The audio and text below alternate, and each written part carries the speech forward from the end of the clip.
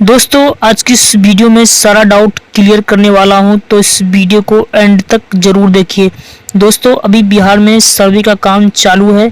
अपने ज़मीन को सर्वे कराने के लिए आपको कुछ फॉर्म भरने को कहा जा रहा होगा, जिसके साथ ज़मीन का केवाला, खतियान या रसीद लगाने को कहा जा रहा है।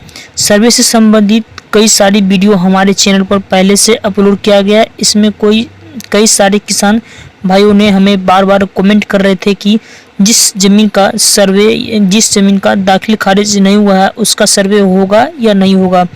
तो आज की इस वीडियो में सारा परेशानी दूर करने वाला हूं। तो चैनल पर पहली बार आए हैं तो चैनल को सब्सक्राइब करके वीडियो को एक लाइक जरूर कर दीजिए।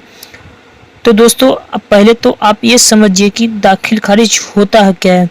जिसके आपने किसी से ज़मीन खरीदा है या फिर आपको किसी प्रकार से दान में मिला है या फिर आपको वसीयत के तौर पर अब ज़मीन मिला है। जैसे कि आपने किसी से ज़मीन खरीदा है और आपने उन्हें पैसे दिया है, आपको पैसे के बदले उन्होंने अपना ज़मीन दिया है।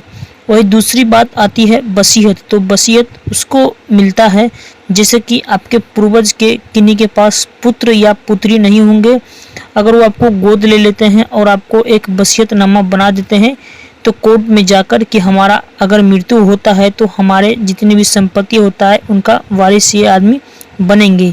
इसको हम लोग वसीयत कहते हैं। अब बात आती है दान पत्र की। तो दान पत्र में जैसे कि आपको पूर्वज ने किसी गरीब आदमी को अपने ज़मीन पर रहने के लिए दे दिया, अगर वो कोर्ट में जाकर लिखा लेते हैं दान के तौर पर, तो उसे हम लोग दान पत्र से मिला हुआ संपत्ति कहते हैं। अगर ये सभी डॉक्यूमेंट आपके पास है तब एक डॉक्यूमेंट और लगता है जिसे हम लोग म्यूटेशन कहते हैं या फिर हिंदी में दाखिल खारिज कहते हैं। जिसकी हम लोग किसी से अगर ज़मीन खरीदते हैं तो वो ज़मीन रजिस्ट्री ऑफिस में रजिस्ट्री होता है, लेकिन दाखिल खारिज आपको ज़मीन जहाँ पे आपका अंचल होता है इसी अंचल में आपके ज़मीन का दाखिल खारिज होगा।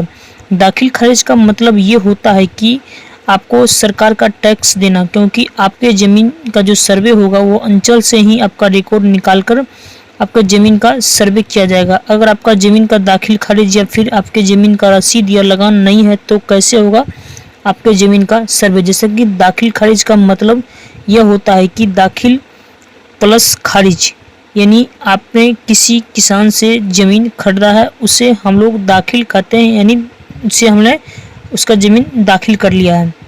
और खारिज का मतलब ये होता है जिस किसान से आपने ज़मीन खरीदा है उससे उसके नक्शा से काटकर आपको आपके नक्शा में मिला दिया जाएगा या आपके जमाबंदी में उस ज़मीन को मिला दिया जाएगा, उसी को हम लोग खारिज कहते हैं। उसी को जैसे कि बात करेंगे कि अगर आपके ज़मीन का दाखिल खारिज नहीं हुआ तो कैसे होगा सर्वे। तो आपको पास अगर केवाला है या रसीद है या फिर वसीयतनामा या दान पत्र है तो आपके ज़मीन का सर्वे बिल्कुल होगा। तो आपको घबराने की कोई ज़रूरत नहीं, क्योंकि अगर आपके ज़मीन का दाखिल खारिज नहीं करवाएं तो निश्चित हो जाइए, क्योंकि आपके ज़मीन का सर्वे जरूर होगा।